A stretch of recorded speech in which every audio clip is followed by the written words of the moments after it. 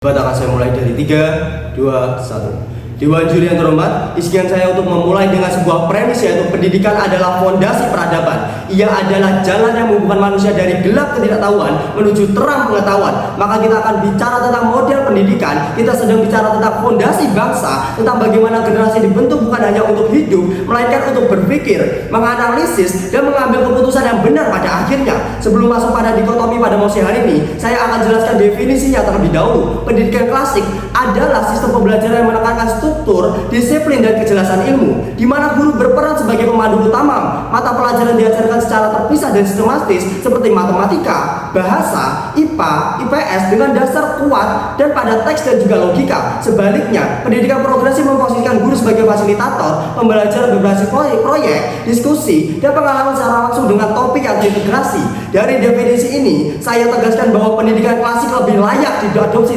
di sekolah menengah. Mengapa demikian? Karena di usia 14-18 tahun, fondasi intelektual sedang dibangun, logika sedang diasah, dan disiplin berpikir sedang ditempa. Tanpa kerangka kokoh, kebebasan progresif rentan menjerumuskan pada kebingungan dan kedangkalan pada remaja. Maka untuk membangun argumentasi pemerintah yang jelas, saya akan menyampaikan 3 argumen utama. Yang pertama, kepastian struktur ilmu dan dasar logika. Pendidikan klasik memberikan struktur ilmu dan yang jelas dan dasar logika yang kokoh. Dalam kehidupan nyata, kita sering melihat siswa kebingungan ketika diberikan pembelajaran terlalu bebas. Contoh sederhananya, seorang siswa SMA diminta membuat proyek tentang lingkungan hidup, namun karena dasar ilmu kimia dan juga biologinya lemah, ia tidak mampu menjelaskan mengapa sampah plastik bisa butuh ratusan tahun untuk terurai. Disinilah pendidikan progresif sering gagal, mulai dari kebebasan diberi, namun fondasinya sangat rapuh. Sedangkan dalam pendidikan klasik, siswa terlebih dahulu dipandu menguasai konsep ilmiah secara sistematis, seperti rumus fisika dipahami,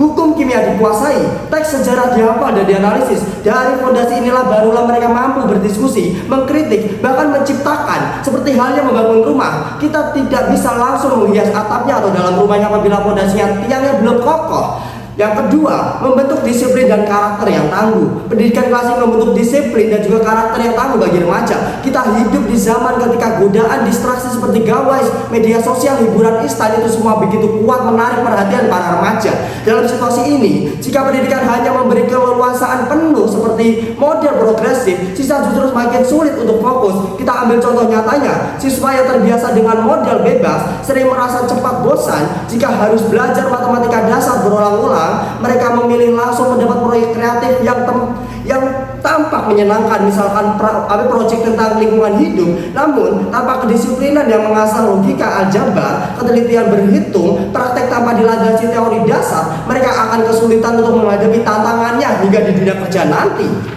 Pendidikan klasik melatih ketekunan itu dengan menulis berulang, membaca teks mendalam untuk melatih literasi juga, mengerjakan rumusan masalah secara disiplin dan memecahkan masalah tersebut secara seperti seorang petani yang setiap pagi bangun subuh mencangkul sawah dengan konsisten meskipun hasil panennya dirasakan masih berbulan-bulan kemudian. Karakter tangguh lahir dari konsisten, bukan dari kebebasan tanpa arah. Yang ketiga, yang terakhir, relevansi dengan kehidupan nyata. Pendidikan klasik lebih relevan dengan kehidupan nyata. Seringkali orang salah mengira bahwa pendidikan progresif lebih dekat dengan realitas karena berbasis proyek. Namun faktanya, justru dasar-dasar yang diberikan pendidikan dari klasik lah yang paling sering kita pakai sehari-hari. Contoh yang paling sering kita jumpai, kemampuan berhitung cepat saat berbelanja, membaca teks kontrak dengan cermat, atau kemampuan memahami struktur bahasa ketika menulis lamaran kerja. Semua itu lahir dari pembelajaran sistematis, bukan dari proyek bebas yang hanya saat saja. Kita lebih jauh lagi, ketika siswa masuk ke dunia kerja atau kuliah, mereka dituntut untuk menguasai ilmu dasar secara mendalam.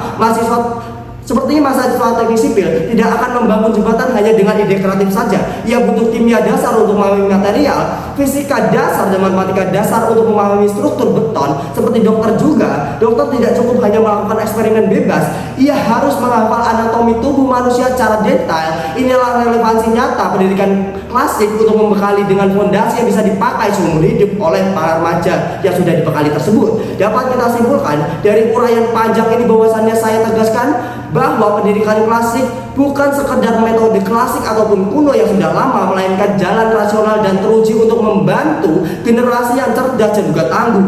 Ia memberikan struktur ilmu yang kokoh, kokoh, memberikan disiplin yang kuat dan relevan dengan kehidupan nyata. Dalam kita tidak boleh terjebak pada romantisme kebebasan semu pendidikan progresif yang indah dalam teori, namun rapuh dalam praktik. Justru di tengah derasnya distraksi zaman, kita butuh pendidikan yang menegakkan pilar logika, disiplin, dan juga ketegasan. Maka dengan segala alasan yang rasional, dekat dengan kehidupan, dan berlandasan dalam filsafat itu sendiri, saya tegas menyatakan bahwa sekolah menengah lebih layak mengadopsi model pendidikan klasik daripada progresif.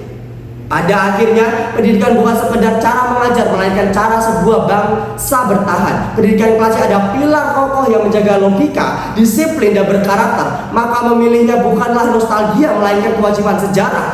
Dan dengan kewajiban itu, kemenangan ada di bak proposisi. Terima kasih.